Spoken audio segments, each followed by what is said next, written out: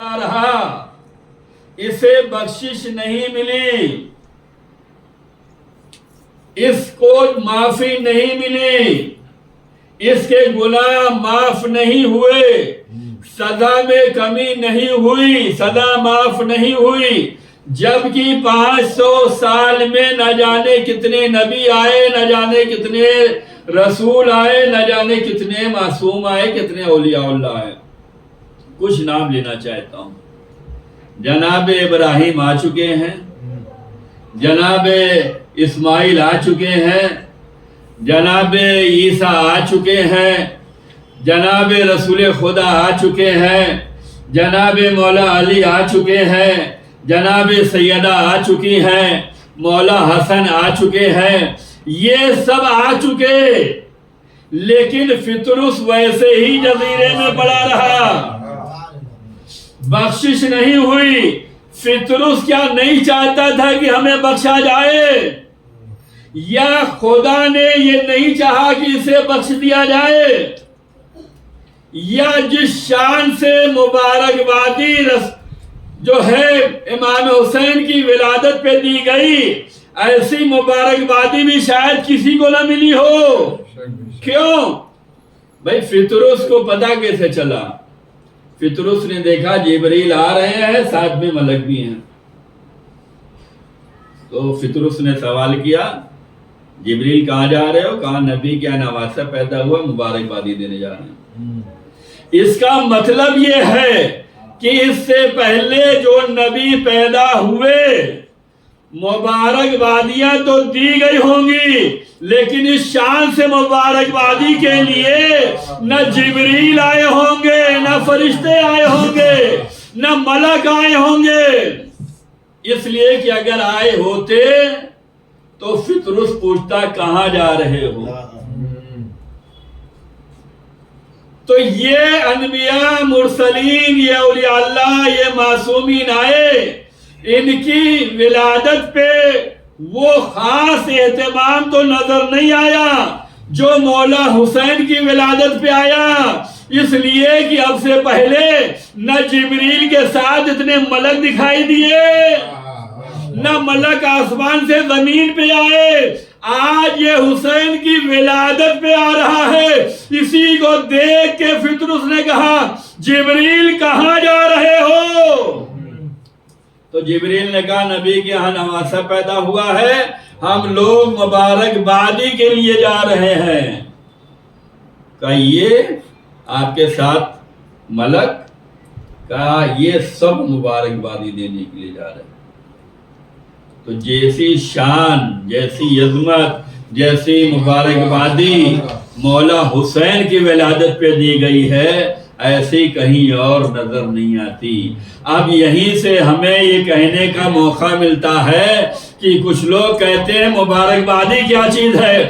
یہ مبارکبادی تمہاری سمجھ میں آنے والی نہیں ہے، یہ اللہ مبارکبادی بھجوا رہا ہے، ملک لے کے آ رہے ہیں، نبی کے ہاں دیکھا گیا ہے۔ صلوات بر محمد علیہ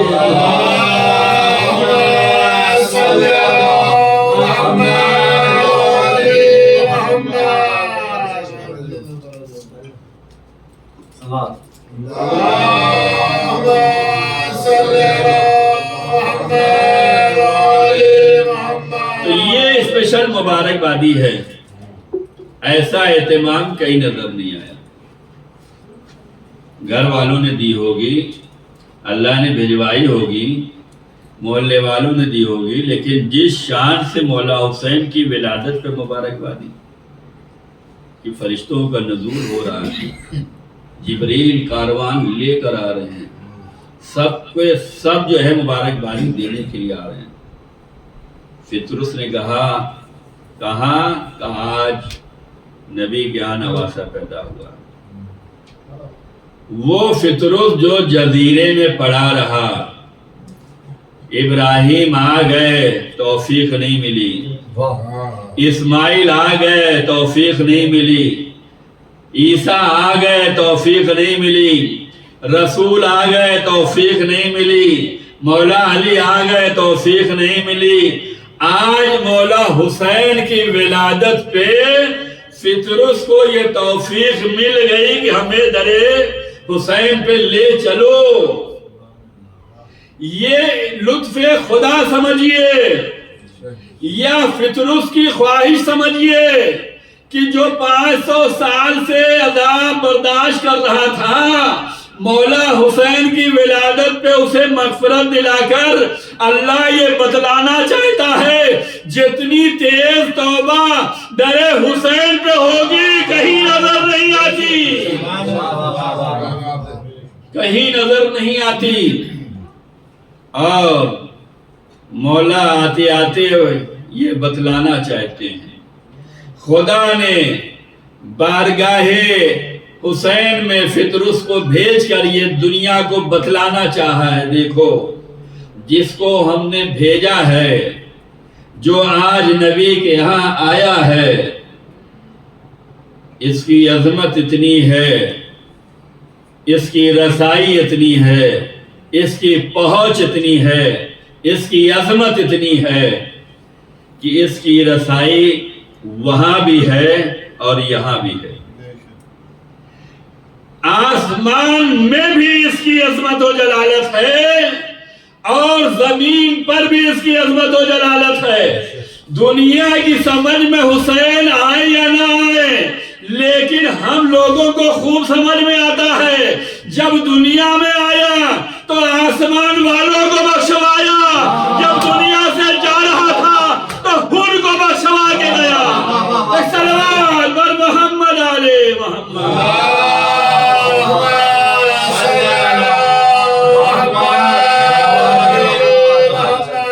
دنیا کیا مقابلہ کرے گی میرے حسین کا؟ لوگوں کی دنیا میں نہیں چلتی، اس کی یہاں بھی چلتی ہے، وہاں بھی چلتی ہے. صلوات بر محمد علیہ.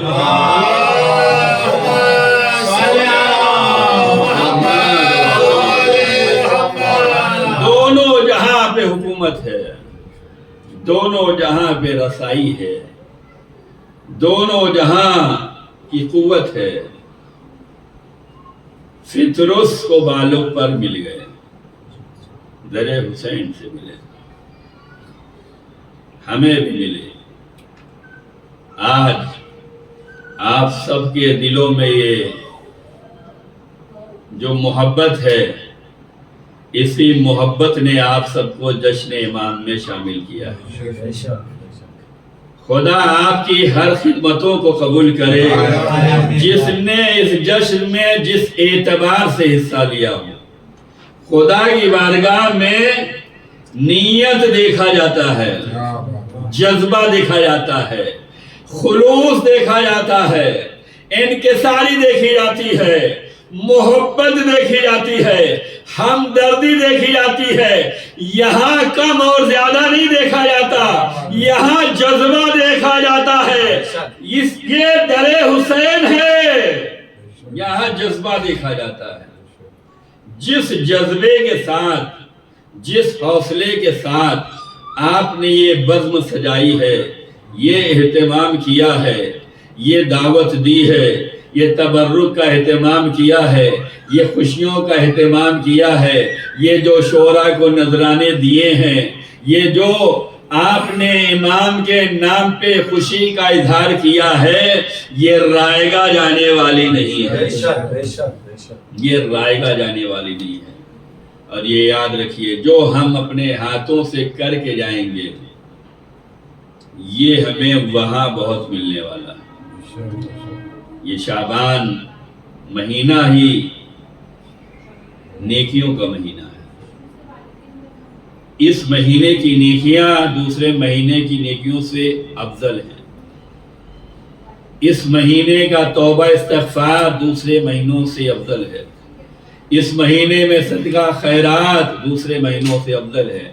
اس مہینے میں در اہل بیت پر خرچ کرنا، محبت اہل بیت پہ خرچ کرنا دوسرے مہینوں سے افضل ہے. یہ وہ مہینہ ہے جس میں خوشیوں کا ماحول سجا ہے.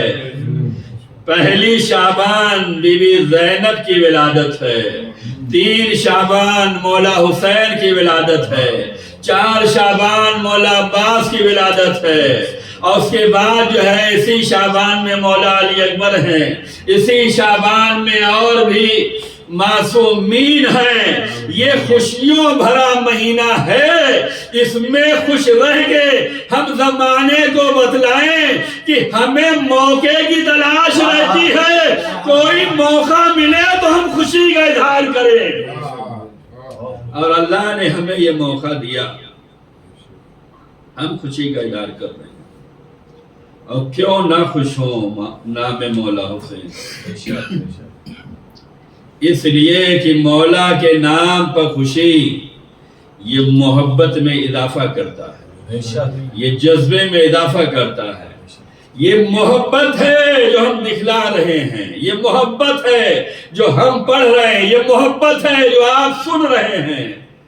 اور ابھی حدیث پڑھی، من احب حسینا فقد احب اللہ، جو حسین سے محبت کرتا ہے اللہ اس سے محبت کرتا ہے۔ رسول یہ حدیث بیان کر کے دنیا کو یہ بتلا رہے ہیں کہ کسی کا رشتہ خدا سے مضبوط ہو یا نہ ہو، حسین کا رشتہ خدا سے بہت ہی مضبوط ہے۔ صلوات بر محمد علیہ،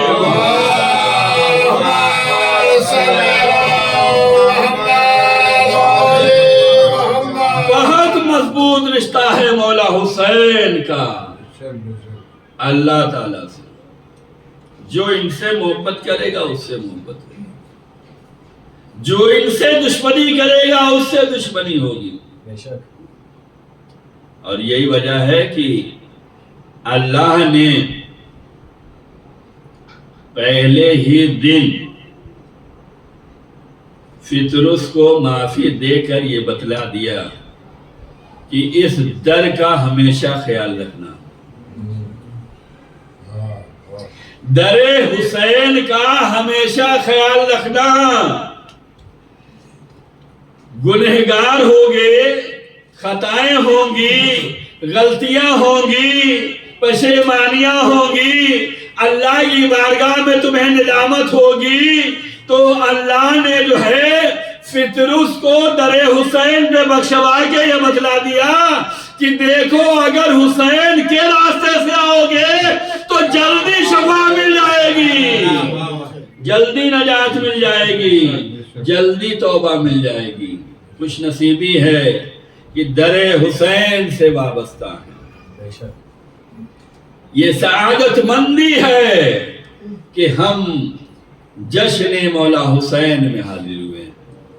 یہ آپ کا خلوص، یہ آپ کا جذبہ، یہ آپ کے محبت میں اضافہ کرے گا۔ عزیزان گرامی، امام حسین علیہ السلام وہ عظمت رکھتے ہیں، وہ شان رکھتے ہیں، وہ درجہ رکھتے ہیں کہ ایسا درجہ کسی کو نہیں، ایسی شان کسی کو نہیں۔ دنیا کیا مقابلہ کرے گی علی کا جب بیٹوں کا مقابلہ نہیں کر سکتے؟ جب بیٹوں کا مقابلہ نہیں ہے تو ان کے بابا علی کا کیا مقابلہ ہوگا؟ یہ مسلمان جو در اہل بیت سے ہٹائے گئے، جو در اہل بیت سے دور رکھے گئے، جو سازشوں کا شکار ہوئے، جنہوں نے اہل بیت سے محبت تو کی ہے لیکن ان کی اطاعت و فرما برداری نہیں کی، انہوں نے بہت بڑا نقصان اٹھایا ہے، بہت بڑا نقصان کیا ہے۔ ہم دیکھتے ہیں کہ لوگ جسے چاہتے ہیں اس کے شان بڑھانے کے لیے کوئی نہ کوئی شوشہ نکالتے رہتے ہیں۔ یہ نبی کے بڑے خاص ہیں، رشتہ داری ہے، یہ نبی کے بڑے خاص ہیں، ساتھ رہتے تھے، یہ نبی کے بڑے خاص ہیں، ساتھ میں دفن ہوئے ہیں، یہ نبی کے بڑے خاص ہیں، نبی کے بعد انہیں چنا گیا۔ اچھا، کبھی نبی نے انہیں آگے بڑھایا؟ بھئی یہ تو آپ فرما رہے ہیں کہ یہ نبی سے قریب تھے، یہ نبی کے رشتہ دار تھے، یہ نبی کے پہلو میں رہتے تھے، یہاں دفن ہوئے، یہ ان کے بعد ہوئے، کیا کبھی نبی نے یہ کہا میرے بعد یہ ہوں گے؟ کیا نبی نے کبھی کہا ان کی بات ماننا؟ سب کی بات اپنی جگہ پہ ہے، چاہے جو نبی سے جتنا قریب ہو فقط ہاتھ چوم سکتا ہے، سینہ چوم سکتا ہے، پیشانی چوم سکتا ہے، لیکن کوئی نبی کا ہاتھ پکڑ کے چل نہیں سکتا۔ نبی کا ہاتھ پکڑ کر کوئی چل نہیں سکتا، یا دوسرے لفظوں میں کہوں نبی کسی کا ہاتھ پکڑ کے چلا نہیں سکتے۔ سب جو ہے ہاتھ چوم کے مست ہو جائے، لیکن حسین وہ ہے جو نبی کا ہاتھ پکڑ کے آگے بڑھ رہا ہے۔ نبی کا ہاتھ پکڑ کر آگے بڑھ رہا ہے اور نبی کے آغوش میں پل رہا ہے، نبی کی پشت پہ سوار ہو رہا ہے۔ دنیا میں کوئی ہو تو آج ہمیں دکھلا دو کہ جو نبی کی پشت پہ آیا ہو یا نبی کے کانوں میں آیا ہو۔ آنے والا یا حسنین ہے یا اس کے بابا علی ہیں۔ یہ وہ شرف ہے جو کہیں نہیں نظر آیا، نبی نے دکھلایا ہے، ان کا شرف نبی نے دکھلایا ہے، بتلایا ہے، اور بڑے بڑے عظیم موقع پر دکھلایا ہے۔ گلیوں میں تو دکھلایا ہے، شاہراہوں پہ تو دکھلایا ہے، دروازے پہ آ کر تو دکھلایا ہے، بازاروں میں لے جا کر تو دکھلایا ہے۔ نبی اللہ مسجد میں منبر پر لا کر بھی دکھلایا ہے۔ کوئی صحابی ہے دنیا میں جسے نبی اپنے ساتھ منبر پر لے کر آئے ہوں؟ پتا چلا کہ جیسی فضیلت اہل بیت کی ہے کسی کی نہیں ہے۔ نبی کے ساتھ سب نماز تو پڑھ سکتے ہیں، ساتھ تو رہ سکتے ہیں، لیکن منبر پہ نہیں آ سکتے۔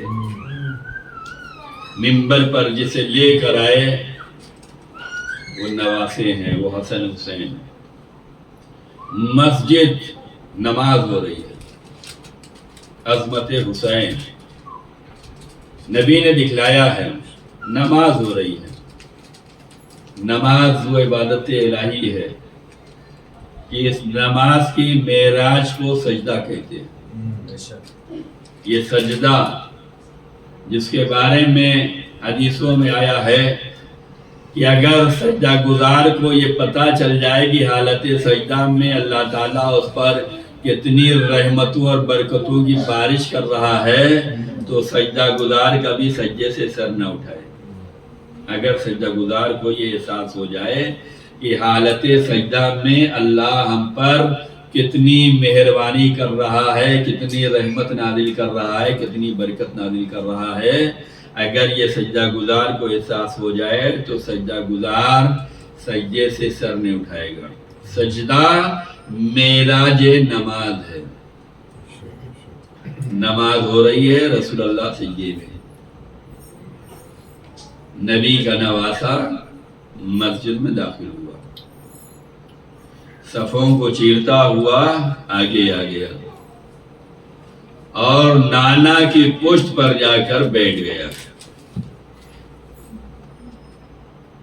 ہمارا اور آپ کا بچہ ہوتا کیا کرتے؟ کسی دوسرے کا بچہ ہوتا کیا کرتے؟ ہٹا دیا جاتا۔ اگر لڑائی جھگڑا نہ بھی ہوتا تو شرافت سے ہٹایا جاتا، لیکن ہٹایا جاتا۔ مدینے میں اتنے زیادہ صحابہ ہیں، اتنے زیادہ نمازی ہیں، اتنے زیادہ مسلمان ہیں، اتنے زیادہ انسان ہیں، کسی کے بچے نے ایسی حرکت نہیں کی۔ ساتھ رہنے والے ہیں، رشتہ دار ہیں، سب کچھ ہے، لیکن کسی کا بچہ حالت نماز میں نبی کی پشت پہ کیا اپنے باپ کی پشت پہ نہیں آیا۔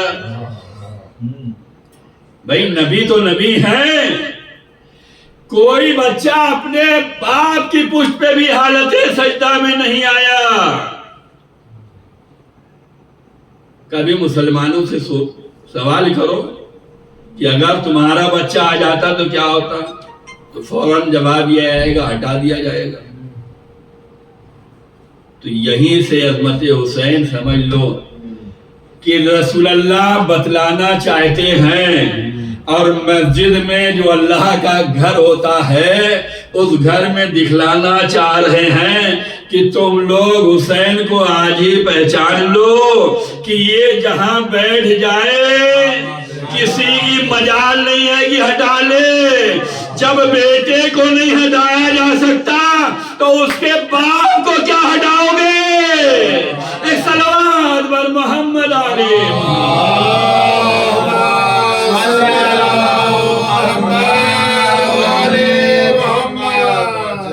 نبی پہ آگے بیٹھے ہیں، رسول اللہ نے بھی نہیں ہٹایا، سید و سردار اس نے بھی نہیں ہٹایا۔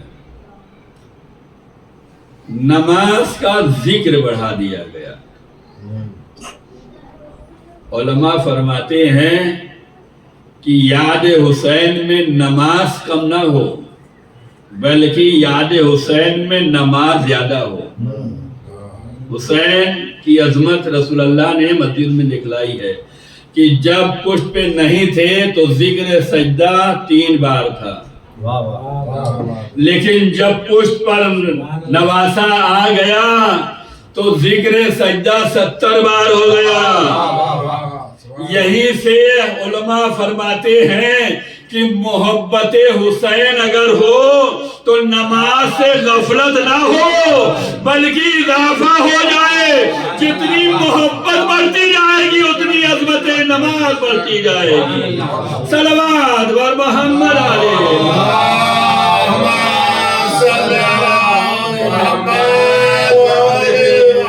نبی اللہ نے ذکر سجدہ کو طولانی کر دیا، زیادہ کر رہے ہیں، اور مجمع وہی کرے گا جو نبی کریں گے۔ نماز سے بھی ہمیں کچھ سیکھنے کی ضرورت ہے۔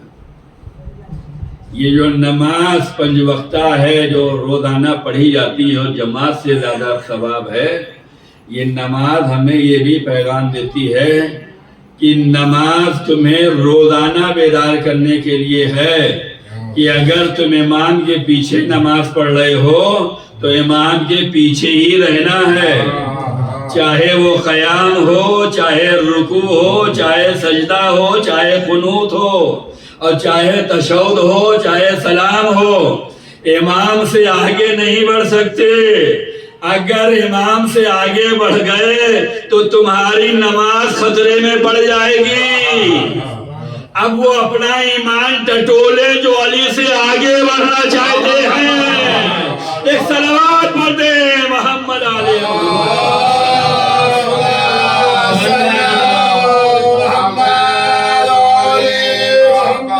پشت نبی پہ جو ہے نواسا ہے، ذکر سجدہ طولانی ہو رہا ہے، نبی کو بھی مزہ آ رہا ہے، مزہ لے کر ہی مزہ آئے گا۔ نبی تو آج لطف الہی کو محسوس کر رہے ہیں، ادھر لطف الہی اور ادھر محبت حسین، اسی دو کے بیچ میں نبی اللہ کی نماز چل رہی ہے، اور پیچھے نمازی اگر محبت حسین ہے، اگر محبت رسول ہے، تب تو شکرن للہ یہ اچھا لگے گا، سبحان اللہ اچھا لگے گا۔ اور اگر خدا نخواستہ نمازیوں میں کوئی پلاننگ چل رہی ہو سقیفہ جیسی، تو یہ سبحان اللہ اچھا نہیں لگے گا۔ پتہ چلا نماز پڑھنے والے بہت ہوں گے لیکن سبحان اللہ محبت سے پڑھنے والے کم ہوں گے۔ صلوات بر محمد علیہ۔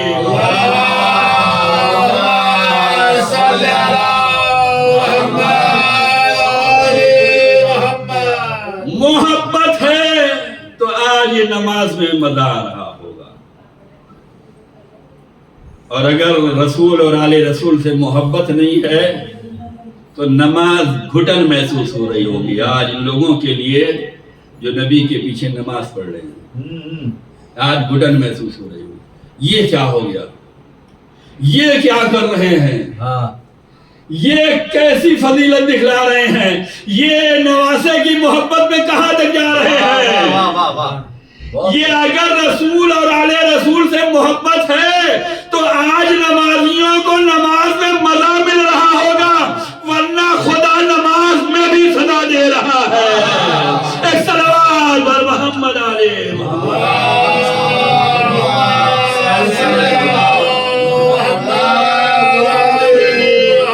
نبی. محبت حسین میں بھی اور لطف الہی میں بھی نبی سرشار ہیں، اس لیے کہ نبی بغیر حکم خدا تو کوئی کام کرتے ہی نہیں. نبی حالت نماز میں بھی حکم خدا کا خیال. اور آج خدا عظمت مولا حسین دکھلانا چاہتا ہے. تمہاری نماز اور ہوگی، حسین کی نماز اور ہے. تمہارا ایمان اور ہے، حسین کا ایمان اور ہے. تمہارا عقیدہ اور ہے، حسین والوں کا عقیدہ اور ہے.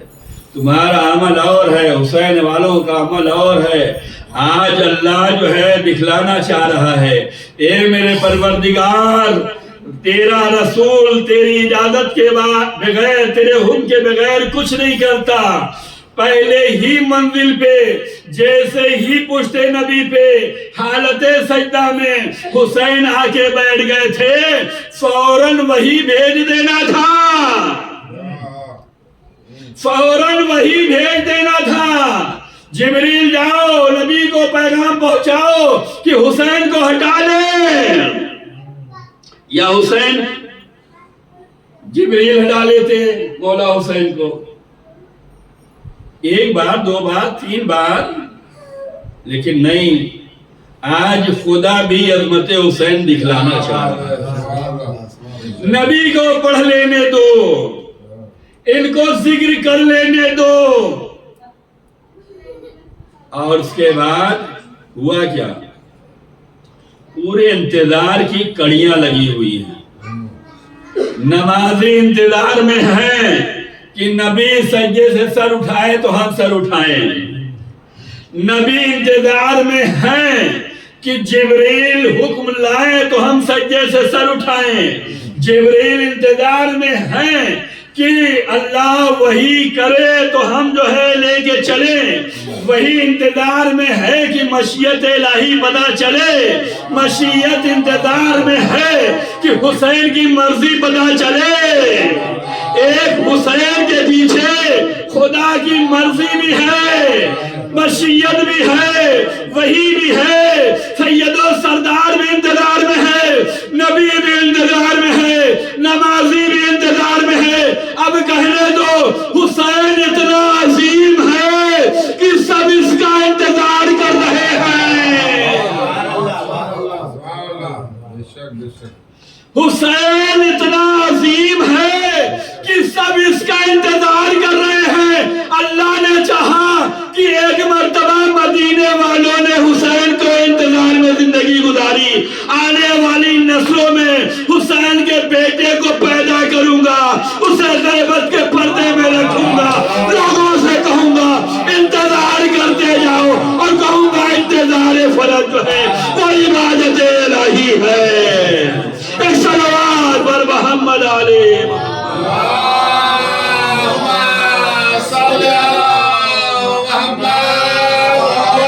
اس انتظار کو بھی عبادت مانا جائے گا. غیبت میں امام کے انتظار کو بھی عبادت کہا گیا ہے. پتا چلا کہ یہ وہ چاہنے والے ہیں کہ کسی کا انتظار عبادت نہیں ہوگا، ہاں ان کا انتظار ضرور عبادت ہوگا. ایک صلوات بر محمد علیہ.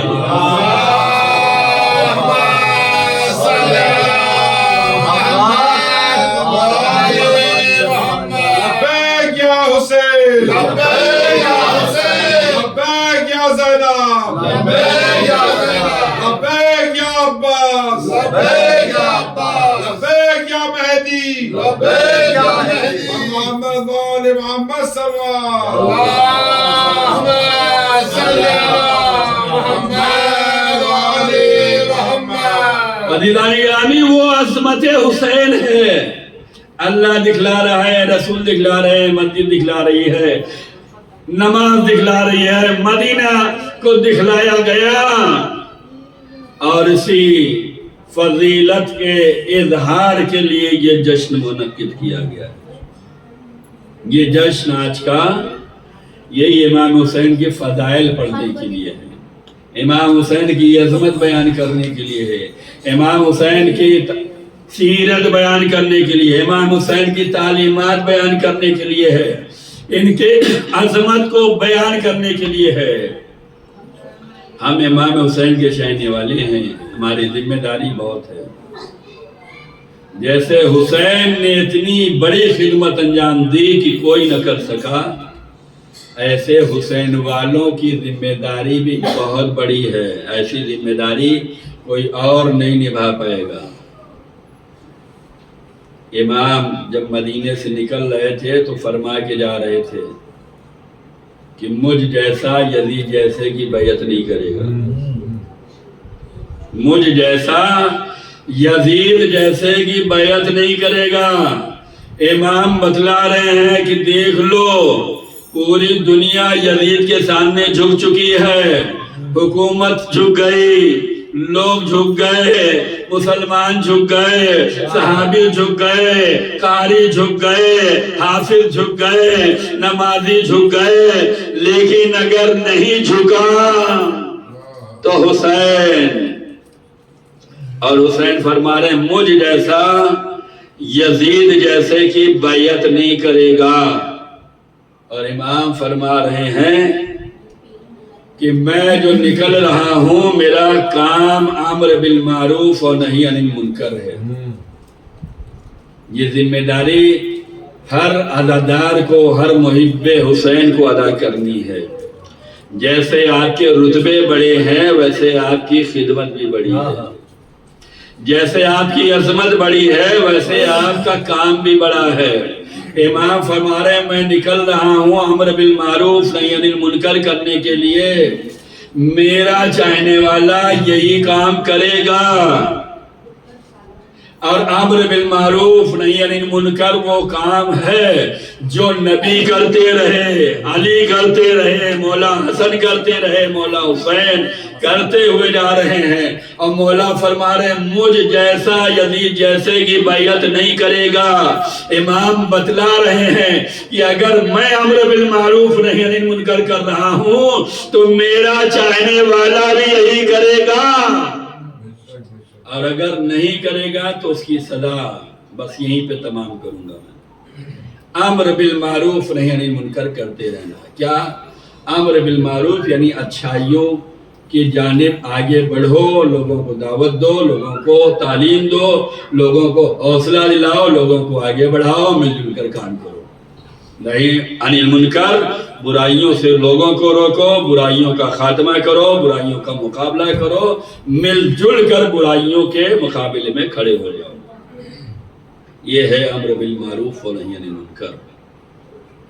اور اگر نہیں کیا تو اس کی سزا اتنی ہے کہ حدیثوں میں آیا کہ آخری زمانے میں جو ہے اللہ تعالیٰ وہ سزا دے گا لوگوں کو کہ موت اس کی جو ہے ایمان پہ نہیں ہوگی، روزی تنگ ہو جائے گی، ظالم حاکم بادشاہ مسلط ہو جائے گا، کوئی کسی کی سنوائی نہیں ہوگی۔ کیوں؟ جب تم لوگ امر بالمعروف نہی عن المنکر چھوڑ دو گے تو یہ سزا تمہیں دنیا میں ملنے والی ہے۔ روزی سے برکت اٹھا لی جائے گی، ظالم مسلط کر دیا جائے گا، ایمان پر خاتمہ نہیں ہوگا۔ ایک نشانی اور کہ ایسا بندہ جو ڈوب رہا ہو، دیکھیں ہماری دعائیں بھی الگ الگ طریقے سے ہوتی ہیں۔ زندگی خوشحال ہے تو دعا کر جو ہے بہت چھوٹی موٹی دعا کرتے ہیں، تھوڑی سی بیماری لگ جائے تو دعا جو ہے بڑھا دیتے ہیں، تھوڑا پریشانی آ جائے تو اور گڑ گڑانے لگتے ہیں، تھوڑا اور تکلیفوں میں آ جائے تو مناجات شروع کر دیتے ہیں۔ یہ ہماری دعاؤں کا طریقہ ہے. لیکن حدیث میں آیا ہے کہ آخر زمانے میں جب امر بالمعروف نہیں منکر چھوڑ دیا جائے گا تو ایسے بندے دعا کریں گے جو پانی میں ڈوب رہے ہوں. مرتے وقت جو دعا کرتا ہے بندہ، اس کی دعا کتنی خلوص والی ہوتی ہے، کتنی محبت والی ہوتی ہے، کتنی امید والی ہوتی ہے.